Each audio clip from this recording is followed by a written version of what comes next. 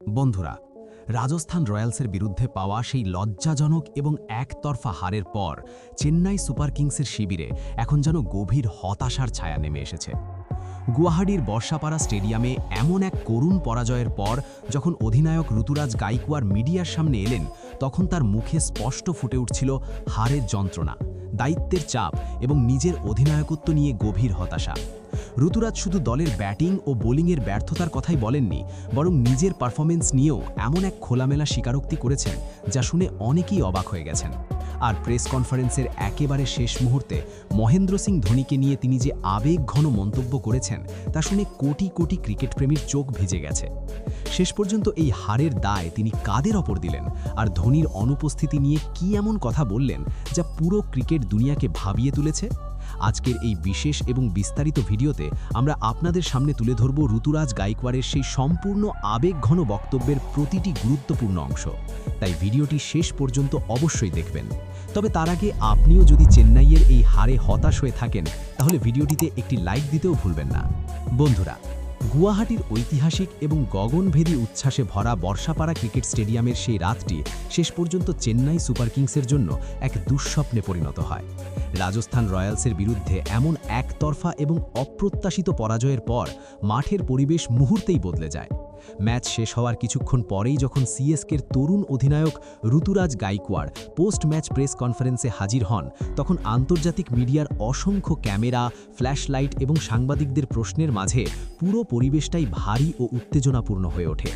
তার মুখের অভিব্যক্তি দেখেই বোঝা যাচ্ছিল ভেতরে ভেতরে তিনি কতটা ভেঙে পড়েছেন। মুখে স্পষ্ট হতাশা, শরীরের ক্লান্ত ভঙ্গি আর চোখে জমে থাকা গভীর দুঃখ সবকিছুই যেন সেই মুহূর্তের কঠিন বাস্তবতার সাক্ষ্য দিচ্ছিল।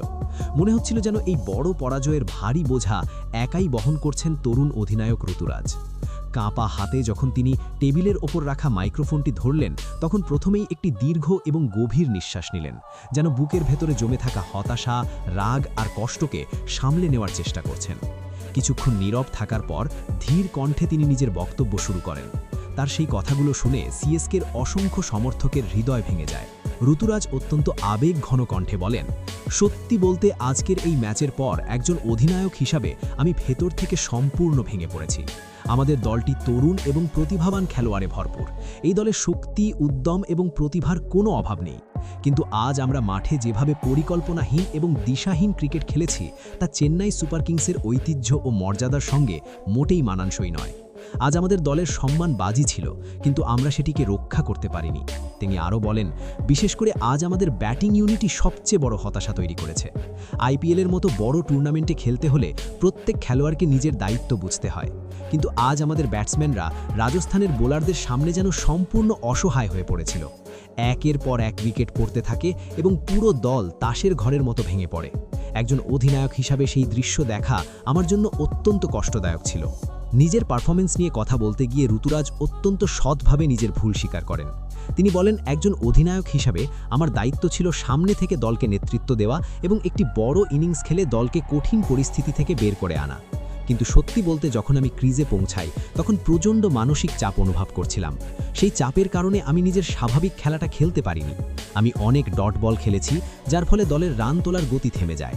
আমার সেই ধীর ইনিংসের প্রভাব অন্য প্রান্তের ব্যাটসম্যানদের ওপরও পড়েছিল। তারা চাপ কমানোর চেষ্টা করতে গিয়ে নিজেদের উইকেট হারিয়ে ফেলছিল। শেষ পর্যন্ত আমিও ভুল সময়ে নিজের মূল্যবান উইকেট হারাই, যা দলের জন্য বড় ধাক্কা হয়ে দাঁড়ায়। ব্যাটিংয়ের পর দলের বোলিং নিয়েও ঋতুরাজ কঠোর মন্তব্য করেন। তিনি বলেন, ব্যাটিং ব্যর্থতার পর আমাদের বোলিংও পুরোপুরি ধারহীন হয়ে পড়েছিল। ম্যাচের শুরু থেকেই আমরা আমাদের লাইন এবং লেন্থ ধরে রাখতে পারিনি। রাজস্থানের ওপেনার যশস্বী জয়সওয়াল এবং তরুণ প্রতিভা বৈভব সূর্যবংশী সেই সুযোগের পুরো সুবিধা নিয়েছে। তারা আমাদের বোলারদের কোনো সুযোগ দেয়নি এবং চারদিকে অবাধে রান তুলেছে। এর সঙ্গে আমাদের ফিল্ডিংও খুবই হতাশাজনক ছিল। শুরু থেকেই মিসফিল্ডিং এবং ছোট ছোট ভুল আমাদের বোলারদের আত্মবিশ্বাস ভেঙে দেয়।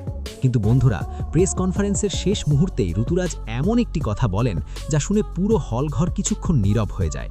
তিনি আবেগ ভরা কণ্ঠে বলেন, আজ এই ম্যাচে আমরা প্রতিটি মুহূর্তে মাহি ভাই মহেন্দ্র সিং ধোনির অভাব অনুভব করেছি। চোটের কারণে তার মাঠে না থাকা আমাদের দলের জন্য এই মরশুমের সবচেয়ে বড় ধাক্কা। সত্যি বলতে মাহি ভাইয়ের অভিজ্ঞতা এবং তার পরামর্শ ছাড়া মাঠে সঠিক সিদ্ধান্ত নেওয়া খুবই কঠিন হয়ে পড়েছে। ফিল্ড সেট করা, মাঝের ওভারগুলোতে কৌশল বদলানো কিংবা ম্যাচের পরিস্থিতি অনুযায়ী দ্রুত সিদ্ধান্ত নেওয়ার ক্ষেত্রে তার উপস্থিতি আমাদের জন্য অমূল্য। তিনি আরও বলেন, আমি বিশ্বাস করি যদি আজ মাহি ভাই মাঠে উপস্থিত থাকতেন তাহলে ম্যাচের ফল হয়তো ভিন্ন হতে পারত। তার শুধু মাঠে উপস্থিত থাকাটাই প্রতিপক্ষ দলের ওপর বড় মানসিক চাপ তৈরি করে। আজ আমরা সেই উপস্থিতিটাই সবচেয়ে বেশি মিস করেছি।